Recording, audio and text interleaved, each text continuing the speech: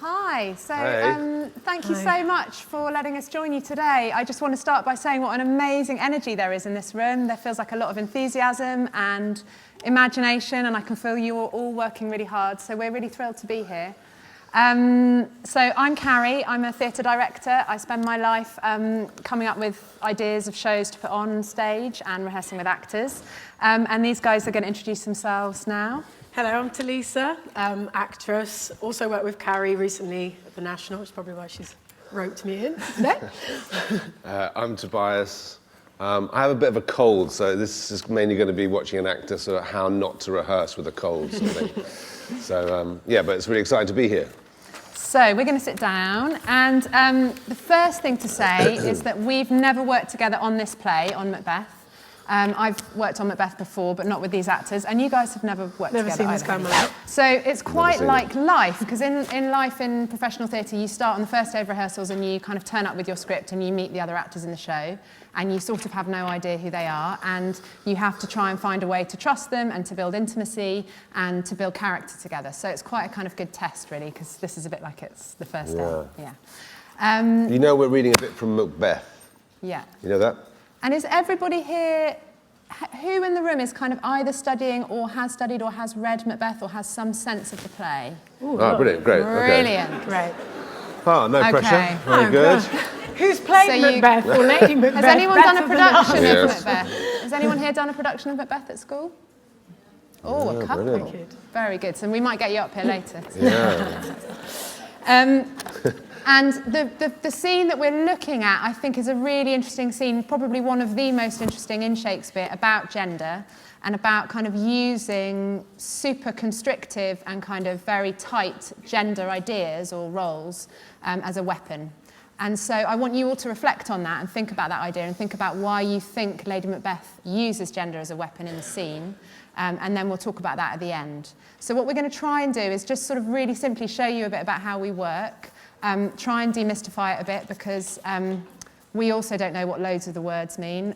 We were sat over there with Spark Notes. We've got the school's version of the play, which we were trying to remember what all the words mean. So there's You'll a really always have Spark Notes in your history throughout the rest of your life. So it's kind of important to understand that just because we're professionals, we don't have some kind of direct line to Shakespeare. We don't understand the soul of the play in a very kind of meaningful way. We're just trying to, all the time in our work, understand the text, understand what the words mean, and find a way to make them feel real and kind of potent and imagined on stage, so that when the audience come and see it, they can connect with the material. Yeah? So that's kind of the task.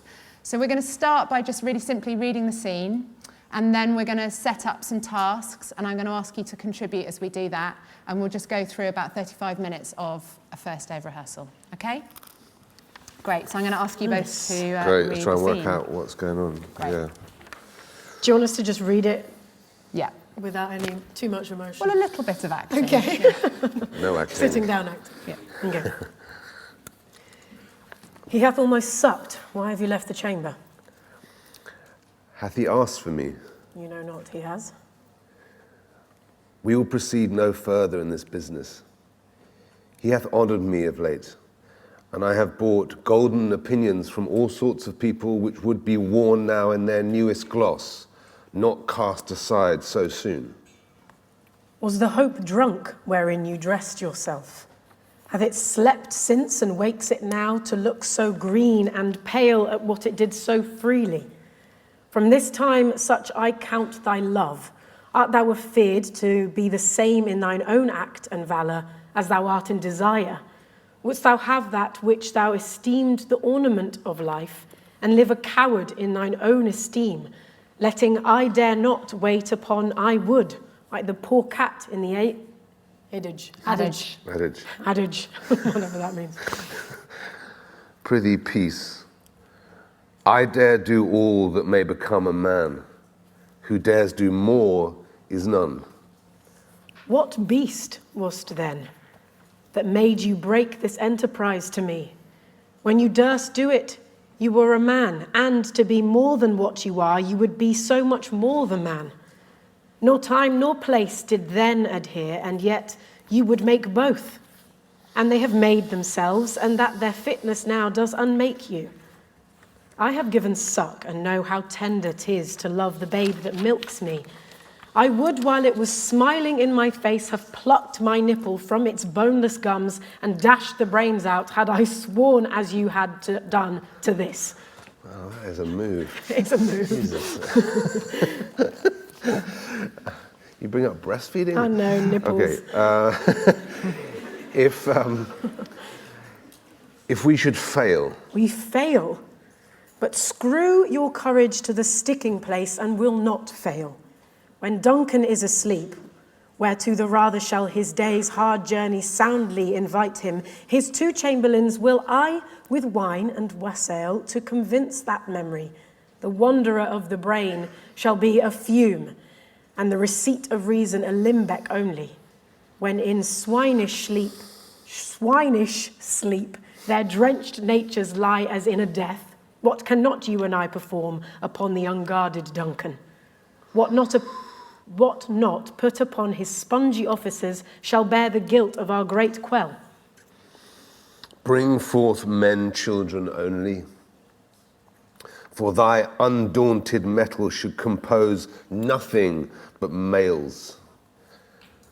Will it not be received when we have marked with blood these sleepy 2 of his own chamber and used their very daggers that they have done't?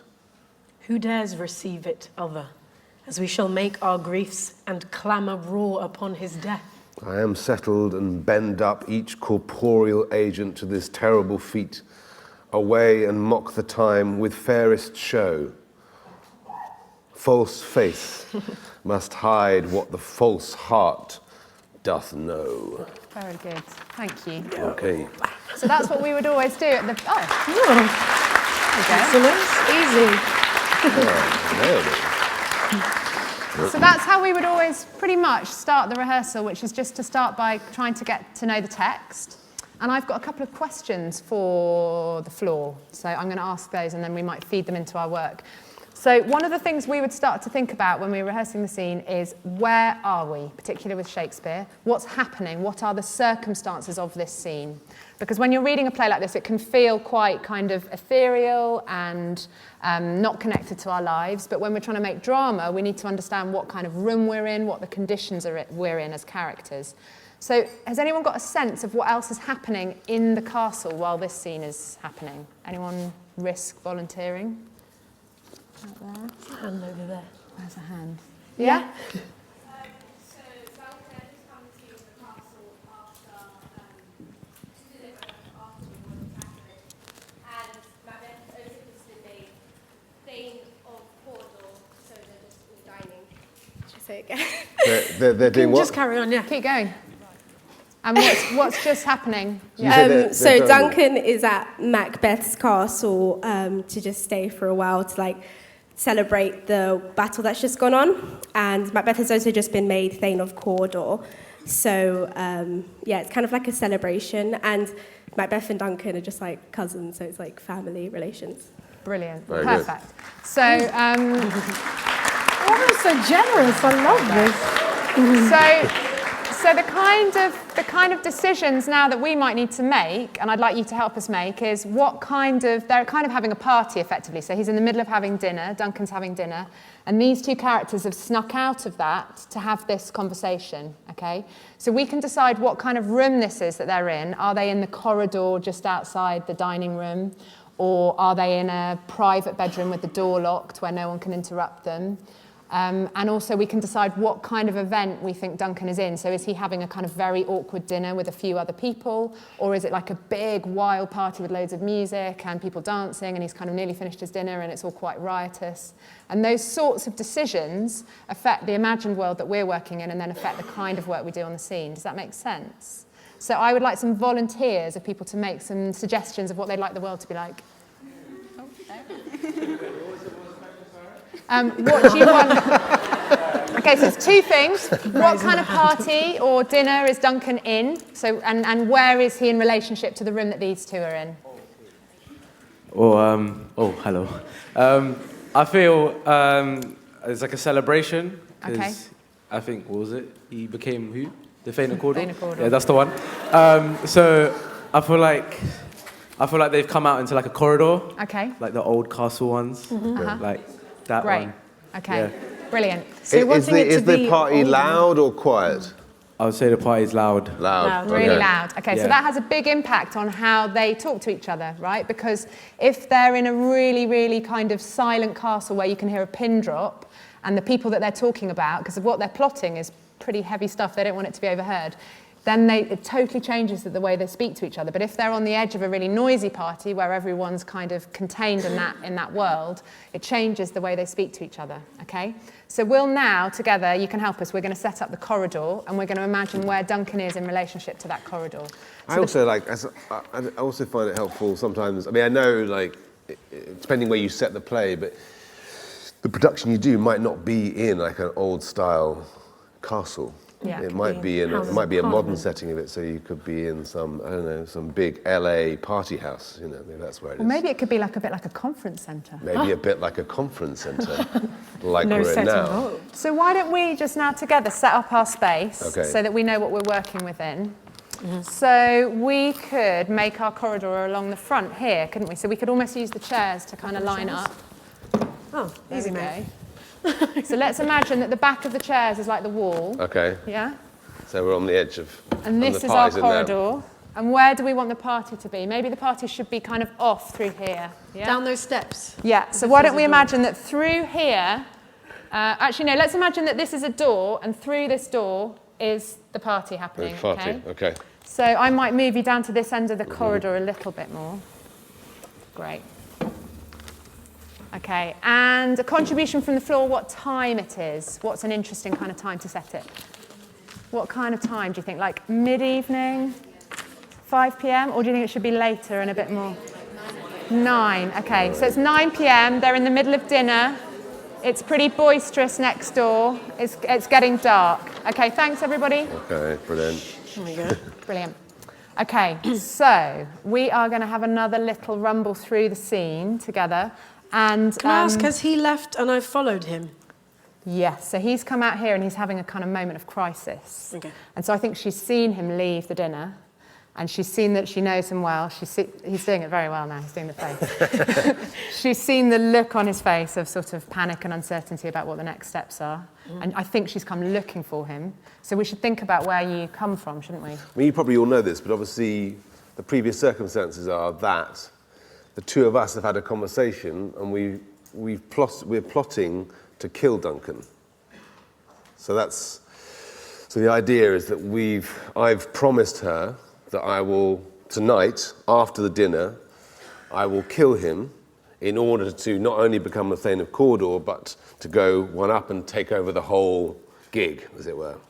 So that's what they're both heading towards. But also he didn't think he could do it, and Lady Macbeth was the person that said, "I'll help you." Oh, is that what happens before? Yeah. Okay, there you go. So I think that. So he there's has previous of being a bit of a about it. So. But in itself, that's very But in interesting, itself, isn't it? what Yeah. does that mean? You said the word, everyone's talking. We shall get into that. Oh, should I not say that word? I'm so sorry. This is such a Okay, bad thanks idea. everybody. So Lady Macbeth is going to come through the door and up the stairs and into the corridor. This is going terribly well. Well done. Oh dear. Okay, great. When you're ready, guys.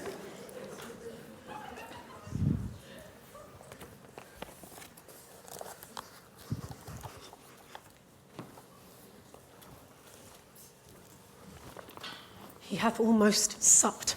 Why have you left the chamber? Did he ask for me? You know not he has. No, we will proceed no further with this business. He hath honoured me of late, and I have bought golden opinions from all sorts of people, which would be worn now in their newest gloss, not cast aside so soon. Was the hope drunk wherein you dressed yourself? Hath it slept since and wakes it now to look so green and pale? What it did so freely. From this time such I count thy love. thou art afeared to be the same in thine own act and valour as thou art in desire. Wouldst thou have that which thou esteemed in the ornament of life, and live a coward in thine own esteem? Letting I dare not wait upon I would, like a cat in the egg. Can I stop for a second? Yeah, What is the... She's I don't terrible. Can I understand. get someone else? Which, what is the ornament of life, the esteemed ornament of life that he's... Isn't that Wouldst thou desire? have that? So she's which thou saying, esteemest the well, does ornament anyone know what she's saying? I kind of have an Wouldst idea. thou have that which thou esteemest the ornament of life? What's the ornament of life? Oh, someone had it? Yeah.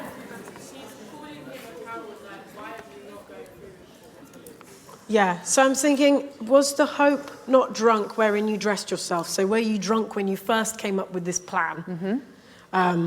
Probably.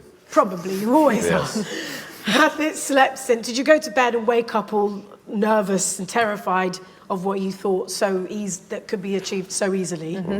From this time such I account thy love. From this time on, I'll think the same of how you think about this as how you think of love. Yeah. So 1 second you want me, the next second you're like, just I terrifying. think that's a bit harsh, but yes. And then, so I think that's what she's saying, thou art afeared to be in the same, in thine own act of valour as thou art in desire.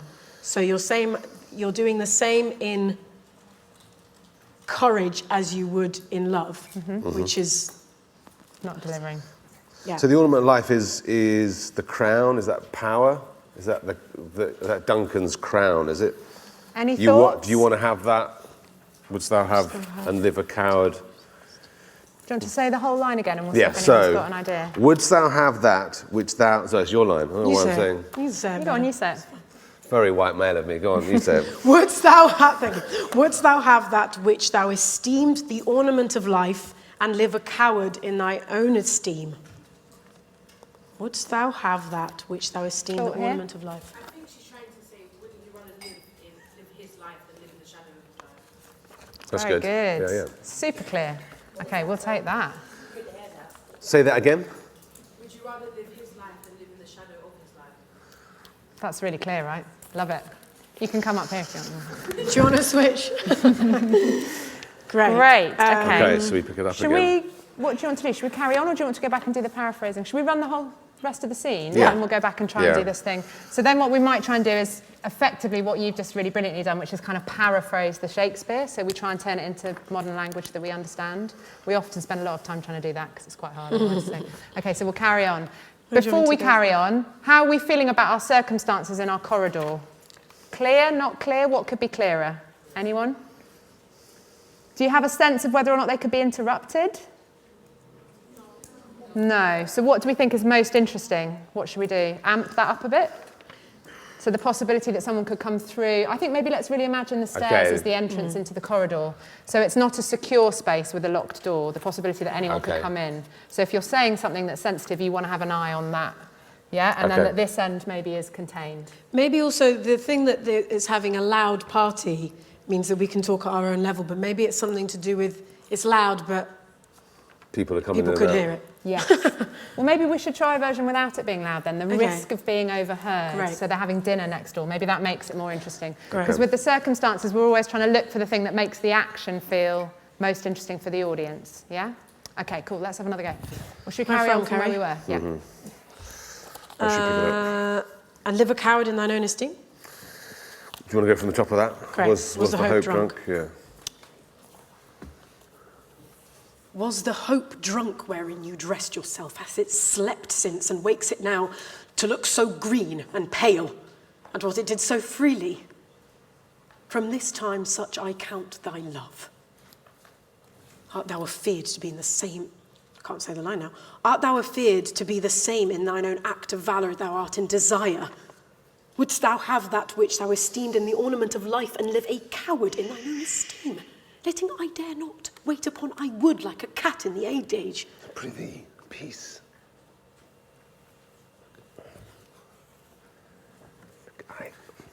I dare do all that may become a man. Who dares more is none. What beast was it then that made you break this enterprise to me? When you durst do it, then you were a man, and to be more, than that you were, and to be more than what you were would be so much more the man. No time, no place did then adhere, and yet you would make both. Then have them made themselves, and their fitness now does unmake you. I have given suck, and know how tender it is to love the babe that milks. I would, while it was smiling from my face, have plucked it from my nipple, from its boneless gums, and dashed its brains out, had I sworn as you have done to this. But if we should fail? We fail. But screw your courage to the sticking place, and we will not fail. Huh? Then Duncan is asleep, whereto the rather shall his day's hard journey soundly invite him. His 2 chamberlains will I with wine and wassail so convince that memory, the wanderer of the brain, shall be in fume, and the receipt of reason a limbeck only, when in swinish sleep their drenched natures lie as in a death. What cannot you and I perform until the unguarded Duncan what not put upon his spongy officers, who shall bear the guilt of our great quell?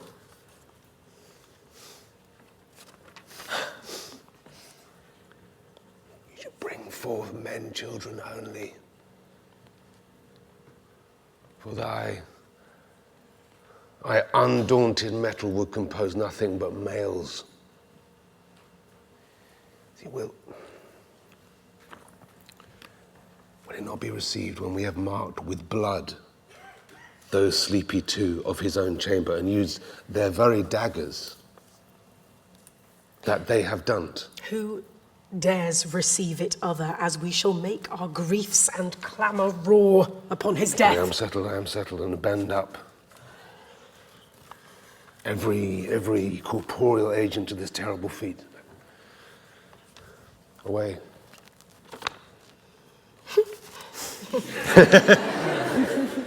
And but go on, away. And mock the time with fairest show. False face must hide what false heart doth know.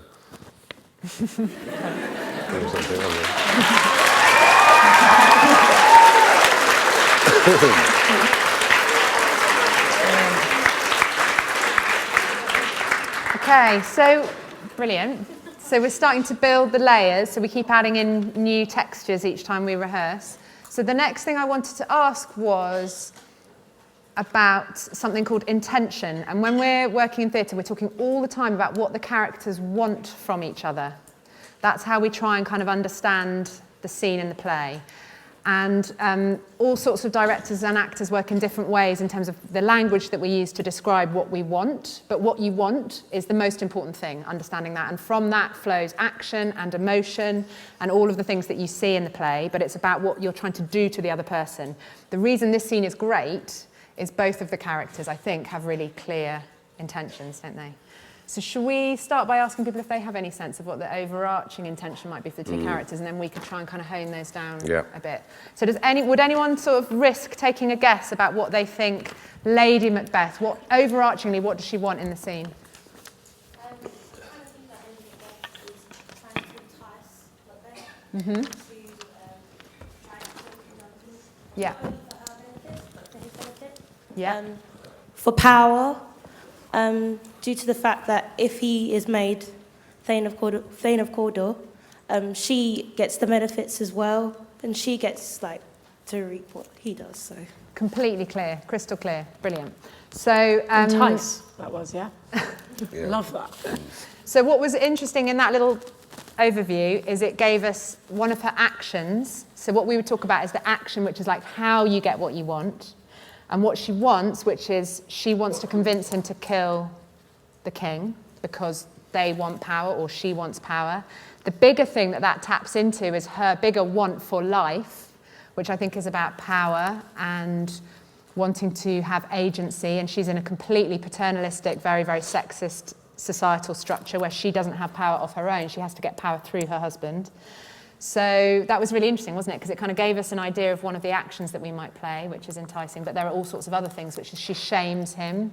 She shames him about his gender, about his perceived weakness, or her kind of sense of him not being a real man. What else? Can you think of other actions that she really uses his own masculinity as a weapon against him.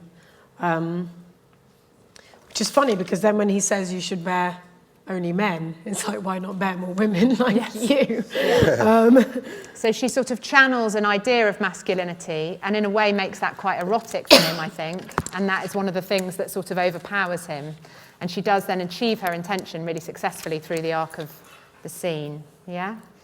Any thoughts about what Macbeth's intention is?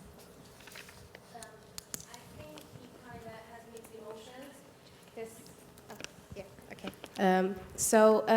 Obviously he's confused because he's not sure whether he should kill Duncan or not in this situation. So what he wants is either his wife to ensure him that this is the right thing to do, he has to kill Duncan, or for his wife to accept the fact that he doesn't really want to kill Duncan and just move on with life. And basically how he changes is based on Lady Macbeth, and which path he goes down is again based on his wife, really. Really, really clear. Brilliant. You guys are all great. There's someone else here? Yeah. I think that, Macbeth wants power, clearly, because the three witches predicted that he would become the king, but it's almost like he couldn't wait to become the king, so he felt like he had to interfere, and he wants to become the king because he already felt the taste of power, as he's already the Thane of Cawdor, which normally happens with people. Once you have the taste of power, you want more and more, and become more greedy. So, yeah. Super clear. And then his own, in a way, his own obstacle, we would talk about his obstacle in theatre, is his sort of own anxiety about, or morality maybe, becomes an obstacle to the pursuit of power. Yeah. Thoughts on that, Tobias, in terms of what's acting in the scene? Like, what's the most interesting thing? Yeah. He definitely starts off, his action is to stop what they've planned. Yeah. And to convince her. Well, not, I mean, it actually doesn't even work that hard to convince her. He just says, we're not doing it. He sort of gives her a fait accompli, which I don't know whether that speaks to the relationship in general. That's interesting. So we would also start to talk about that, wouldn't we, about their kind of habits? Yeah. And what their kind of emotional, psychological habits are as a couple, whether he, in a way, likes being railroaded by her, whether that's a kind of normal dynamic where he might try and sort of put up some resistance, but in a way, her sort of taking decisions for them is releasing for him in some way. I mean, like, this is sort of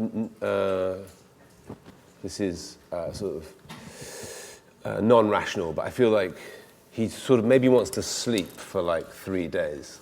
He just sort of wants out. Like a baby in trauma. Yeah, he's overwhelmed by it, and because actually he doesn't speak very much in the scene. He's quite passive. I don't think she lets him very much. I think it's hugely frustrating for her that he's not just, as I can't remember who it said, I think it was you that said that she needs him to rise and get on with it. Yeah, and he's almost becoming inactive or trying to kind of shut down because it's just overwhelming, isn't it? The sort of sense of being transported somewhere by someone else who's got a very strong plan. We all know that feeling, don't we? Someone's really trying to like get you to do something or get you to go somewhere, and sometimes you just actually need to kind of close in on yourself because it's too much. I think that's really interesting. Yeah, he's having a bit of a panic attack, I think, isn't he? Yeah. And it's all women actually that's made, because it's the witches, isn't it? The witches that puts it into his head in the first place, and whether that they were actually foreseeing it or if they're enticing him to do it. All these ladies. Very good. It's interesting because we might need to stand up. I'm worried people at the back can't hear us. Someone said over there that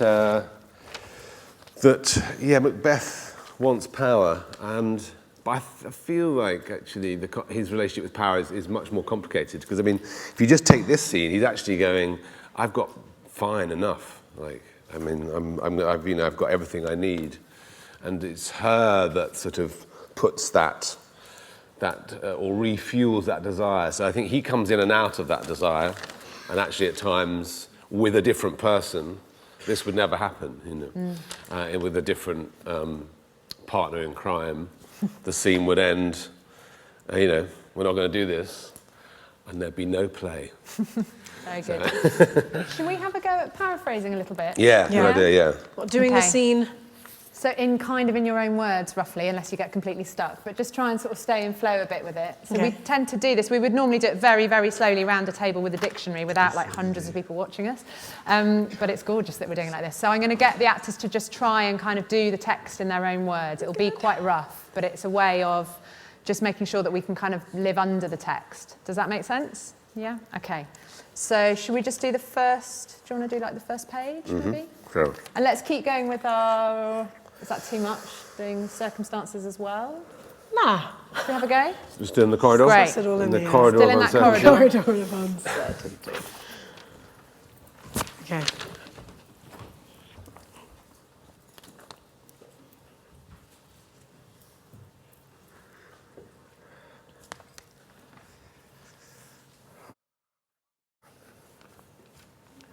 He's almost finished dinner. Why did you leave? Why did you leave?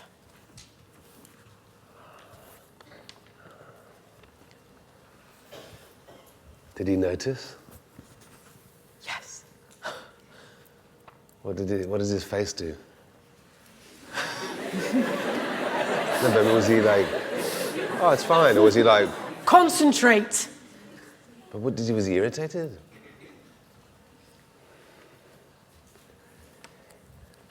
Hey, psst. What, aren't you going to do it? He didn't notice he was I don't think we should do this. I don't think we should do this. I think this is a really, really bad idea. We kill him? Were you high when you made up that you would do it? Come on. It was in a perfect situation before. Well, you're just an absolute coward. We're gonna kill him. Yes! Sorry. Oh, sorry.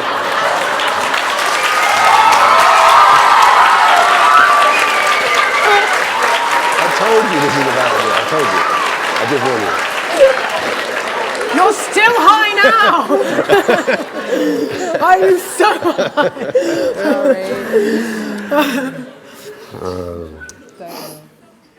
Okay, well. Okay.